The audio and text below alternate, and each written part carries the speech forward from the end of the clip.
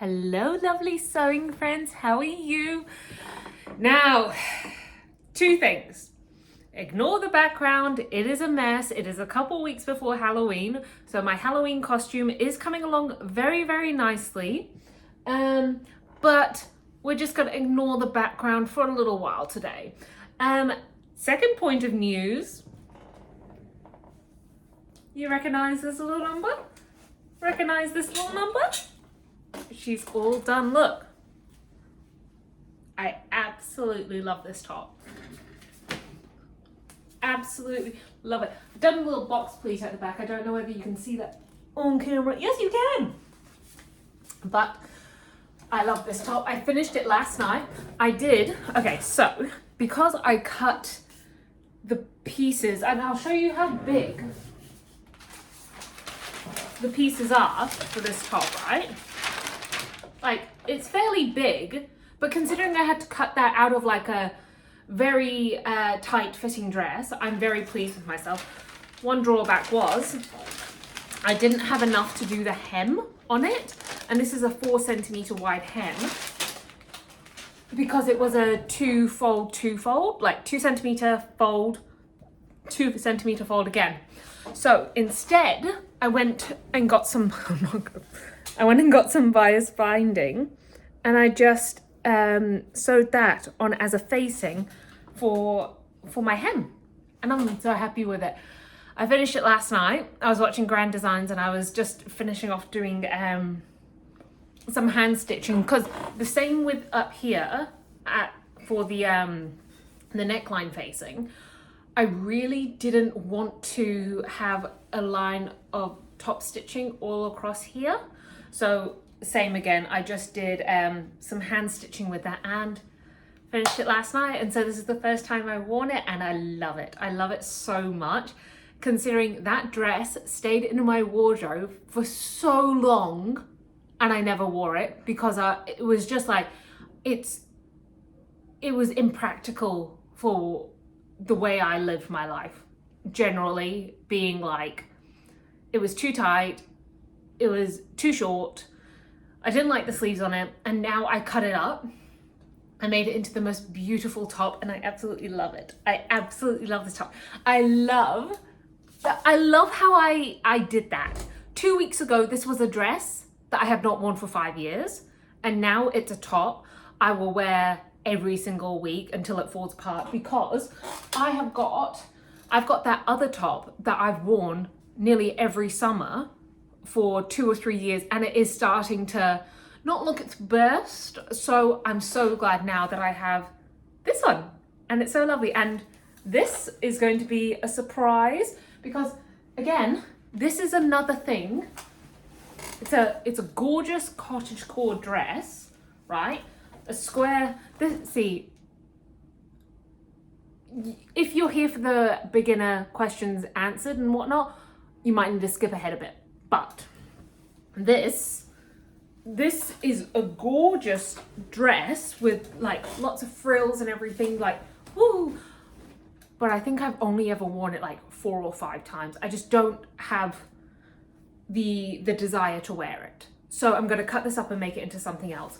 Speaking of, so you may have guessed from this title, we are answering 8 beginner questions, because this week on my Instagram I put up a reel saying beginners ask, advanced sewers answer.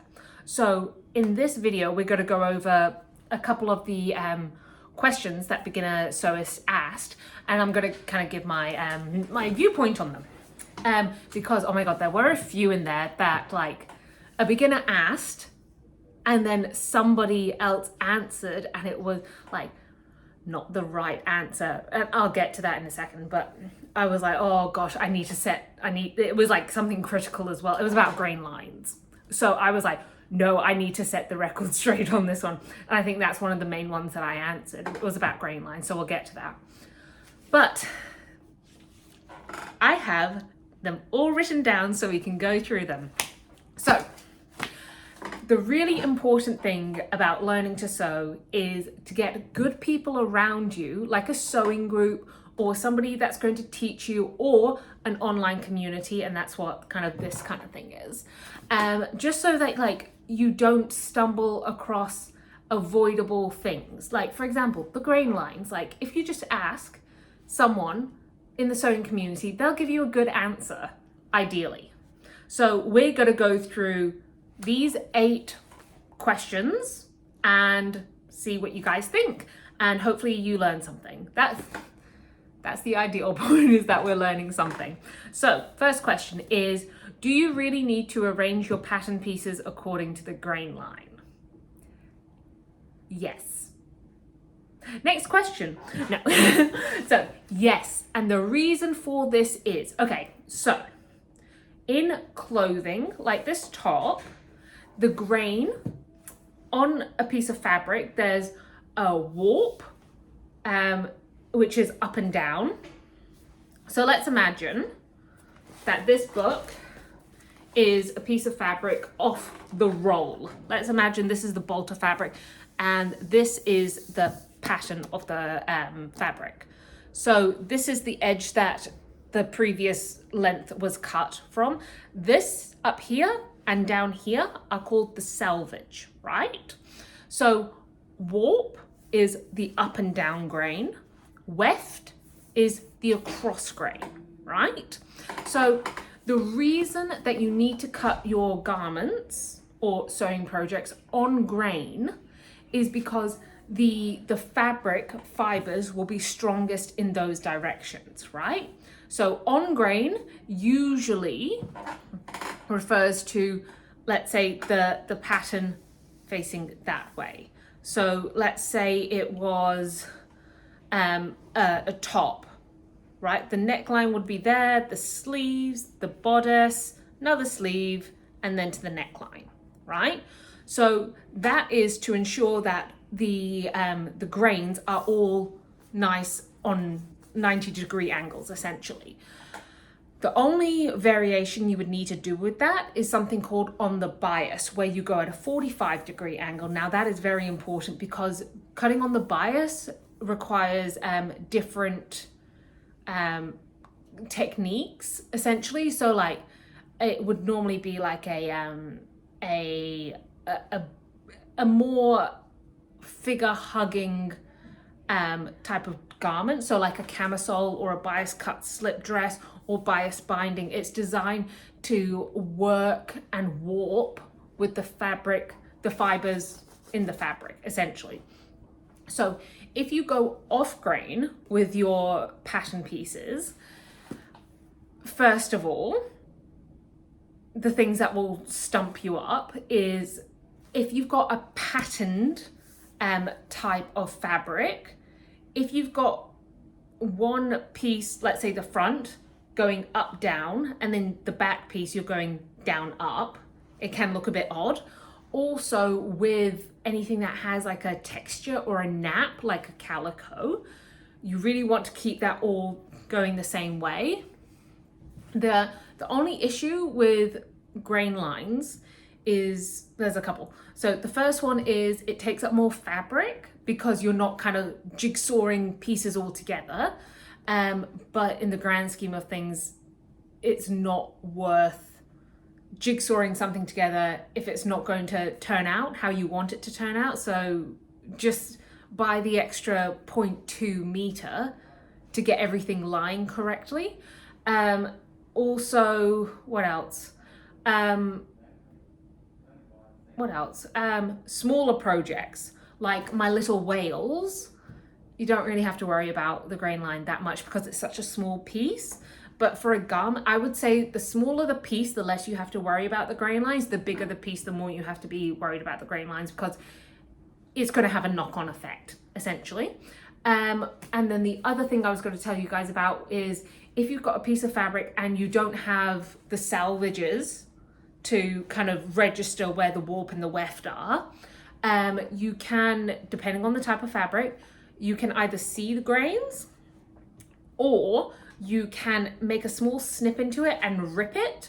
Do I have a piece of calico here? I can show you. Yes, I do. Okay, hold up. Okay, So this is just a piece of calico. So I am just going to make a small snip, good old LDH. So if I just make a snip into that and I tear it, you can see that's the grain there. It's a straight tear there. So that essentially is my up and down warp grain. Then I can start, you know, piecing my fabric pieces on there. So if I don't have access to these kind of indications, I'll just make a small snip, rip, and then you can kind of figure it out from there. Another indicator for, what do you call it? Knit fabrics. You can't snip and pull because it stretches and whatnot. So what I would do is just kind of eyeball it, because you'll be able to see the loops. So that's, pay attention to your grain lines. The next question is, what do I do if I don't have a serger overlocker? Just zigzag stitch, does it matter how close to the edge it is? So, an overlocker serger is, ironically it's right behind me, is this here. Now what it does is it finishes the raw edge of your seam allowance. So I've got it actually on here. So you can actually see it's that piece, it's that stitch there along the edge, right? So I have a 4 thread here, and it also has a blade, so it cuts off the excess fabric as you're overlocking. If you're a beginner, a 3 thread is completely fine. Or if you don't have any aspirations to get an overlocker, I love my overlocker. It's so easy for knit fabrics and finishing seams, dead simple. A zigzag is always doable. Yeah, so a zigzag is good. You can use it as the seam, or you can use like as the stitch, or you can use it as a way to cover the raw edge of the fabric. And I would say like a couple of mils away from the edge if you're using a zigzag stitch. That tends to be like general rule for a lot of the fabrics that you're using. But if you are making a bunch of your own clothes or are just starting to elevate your sewing skills, overlockers are so good, they're so useful, and I use mine all the time. I'm not sponsored by any overlocker company in particular, but overlockers are good. So, but as a beginner, you don't need one, but they are fun, and I love mine, as you can probably tell. What is the best way to ensure your stitching is perfect? Time and practice. Unfortunately, time and practice is the best teacher. Speaking of, when I was learning to sew, I learnt the majority of my skills at high school, and the best way to ensure your stitching is perfect is just through time, but there are a couple things you can do. So for example, I really took a lot of care when pinning. That was a good one. So for example, if I had these 2 pieces here, I would lie them up next to each other like that. Well, like, you know, they're there. And then I would lie them up like that. And then I would pin them together like that, so that the pin is horizontal parallel to the raw edge of the fabric. And then as I'm sewing, I would keep that edge as close as possible. Sorry, itchy nose, it's pollen season, what do you expect? I would keep that edge as close as possible to the 1 centimeter guideline. You can also get a piece of masking tape. If you find it a bit difficult to just focus on that small little part of your sewing machine, get a piece of masking tape and put it around the whole table area of your sewing machine, so that as you're feeding in the fabric, you've got an extended guideline. That helps. But really, honestly, just practice, and pinning correctly early on makes a really big difference. So hopefully that answers your question. Where do you use bias tape?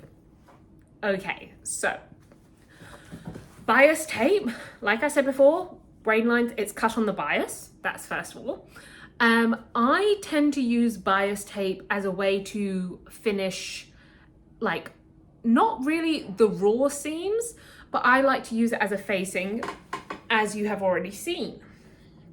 So the way that I attach my bias tape as a facing is, first of all, I sew around my garment in the quarter seam. Oh, I think I've got some over here. Yeah, got some.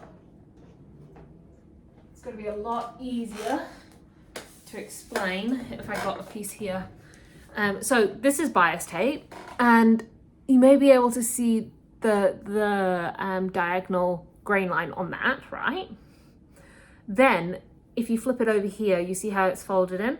So I would essentially stitch this to my garment in that 1/4 centimeter or ½ centimeter ditch, and then I would, so that's to my garment, and then I would edge stitch that, and then I would top stitch it as a facing.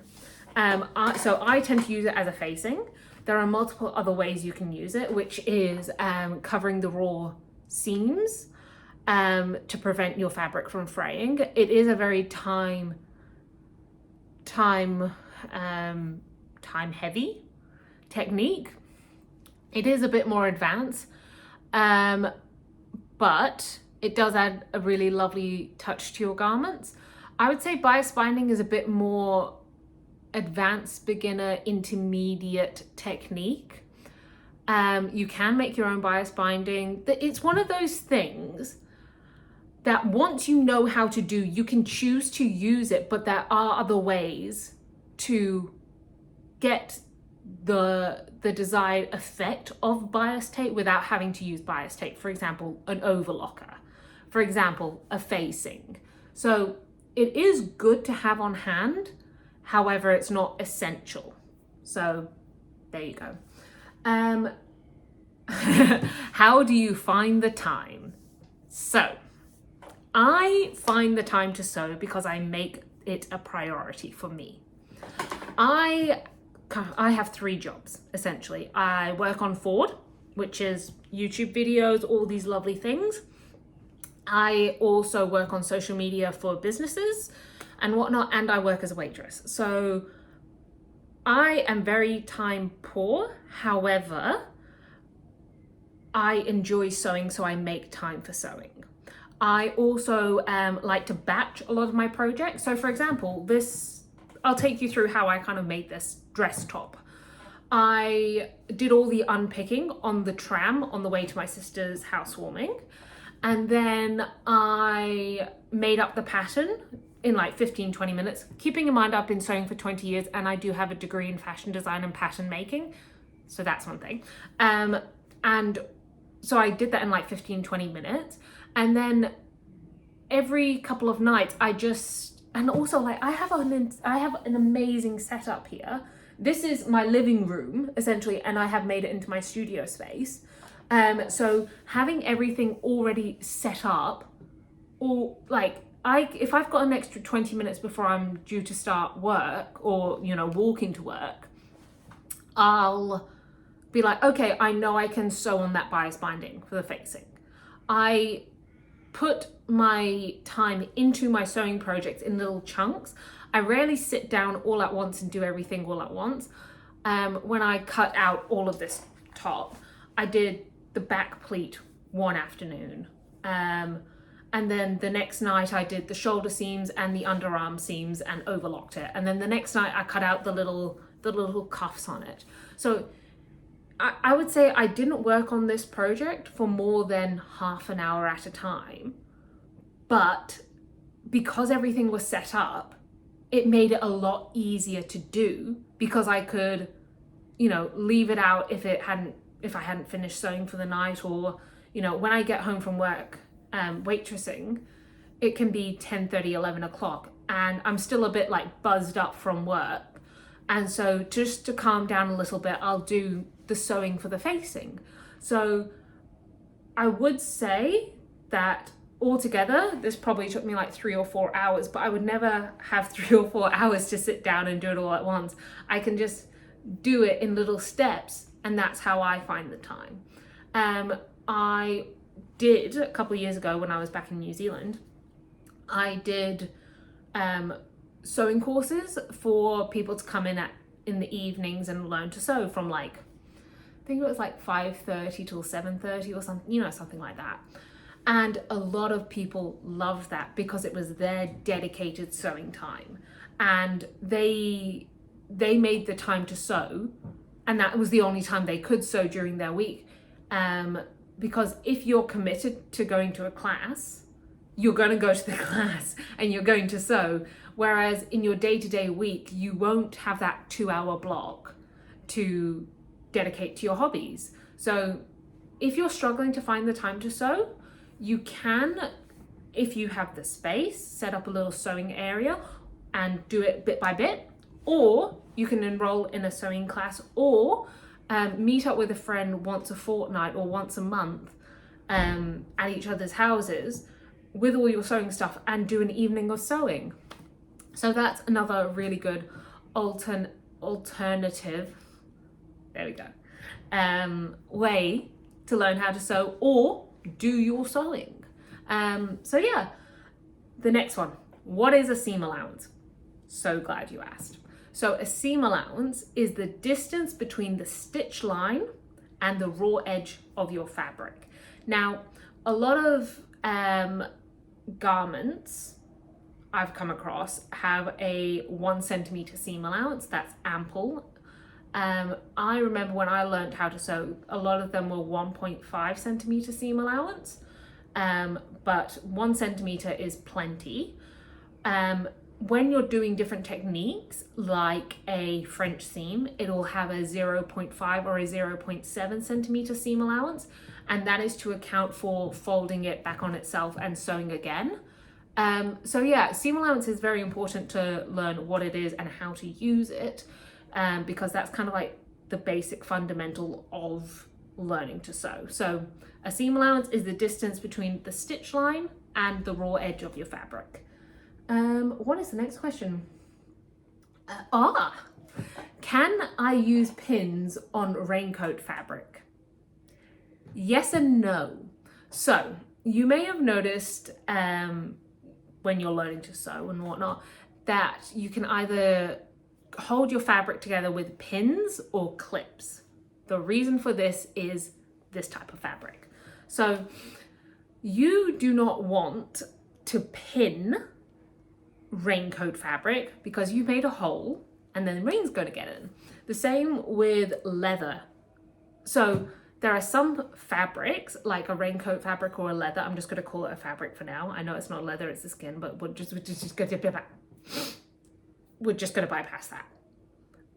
The reason you use clips on certain types of fabrics is because they are not self-healing. That means when you make a hole, there stays a hole. So for something like a linen or a cotton or whatnot, it's self-healing because that hole that you use the pin for will close up eventually. Whereas with a leather or a raincoating fabric, it's not, right? So that's where you would use clips, right? I personally don't like clips. I find them annoying and frustrating and unnecessary, but I think that's just the traditional sewist in me. So I tend to not use them, hence why I do not have them. I tend to go with pins. Alternatively, you can always use paper clips for that kind of stuff. You don't have to run out and buy clips, specialty sewing clips. Paper clips, they work equally as fine. And the last question, how do I match plaids? So I've done a lot of that kind of matching in my day. I'll show you here. So I have this dress. I love it. So here I had to match these ones across here, across that's the waist, and then I matched all of this stuff down. So the best way to do this is with pins. So with pins, what I would tend to do is I would get the fabric and identify, like, for example, this line here. It's a very recognizable line, and kind of match it up with the other recognizable line so that they meet, and then just get those two pieces and pin them together. Pin at recognizable, repeatable spots, and then just work out from there. For something like this, I remember, I think I actually hand stitched these ones down here because I had the time, but also they were so annoying. I would be so annoyed if I didn't get them exact, because they were such a, like, I made this dress pattern for this fabric. So I made sure that everything matched perfectly. What else did I do on this? I remember, yeah, I love this dress. I've not worn it recently, not worn it for a couple of years, but yeah, even on the back, you can see here, I matched that line there, and then all of these are perfect. And then I matched that line there on the front. So yeah, matching plaids is a bit of a skill, but before you even start matching them in the fabric form, you need to match stuff on the pattern. So for example, what I would do is I would line up my pattern piece with that recognizable line, and then carry that through the whole pattern. So it takes a bit more work early on, but once you've got it, it's fine. So what I basically mean by that is you have to match it when it's before you even cut it out.